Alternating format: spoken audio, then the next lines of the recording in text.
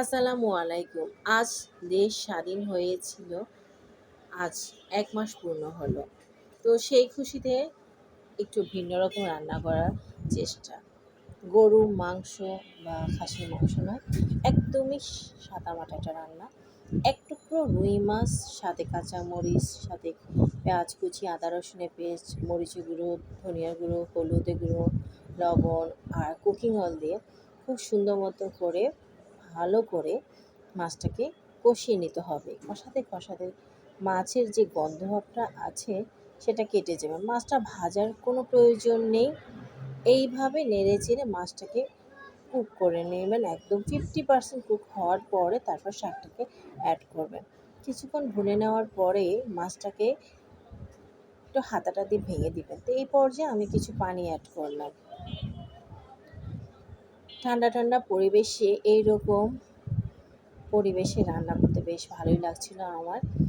তো আজ দেশ স্বাধীনের ১ মাস পূর্ণ হলো। হাসিনা তো দেশ থেকে পালিয়েছে। আরও কিছু হাসিনা এখনও বাংলাদেশে আছে, যারা কিনা পিছনে পিছনে বদনাম করে সামনে দেখাবে খুবই ভালো মানুষ।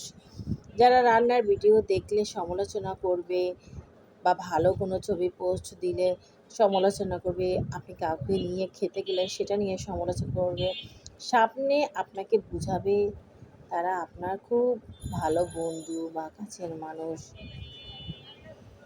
যাই হোক, শাকটাকে ধুয়ে পরিষ্কার করে সাথে একটা সিদ্ধ করা আলুও দিয়ে দিলাম, একটু আঠালো টাইপের হবে।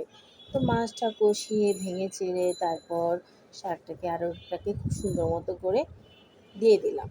দেওয়ার পরে কিছুক্ষণ জাল করব, তারপর সামান্য পরিমাণ পানি দিব, তারপর ঢাকনা দিয়ে ঢেকে দিব। কিছুক্ষণ পর একটু নেড়ে চেড়ে তারপরে দেখবো শাকটা সিদ্ধ হয়েছে কিনা।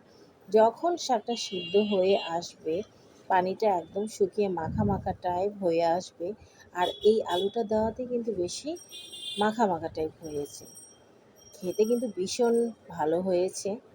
কেমন হয়েছে অবশ্যই আপনারা জানাবেন। ভালো লাগলে এইভাবে বাসায় ট্রাই করতে পারেন। আমি তো মজা করে আজকে এই লাউ শাক দিয়ে মজা করে ভাত খাচ্ছি দুপুরে।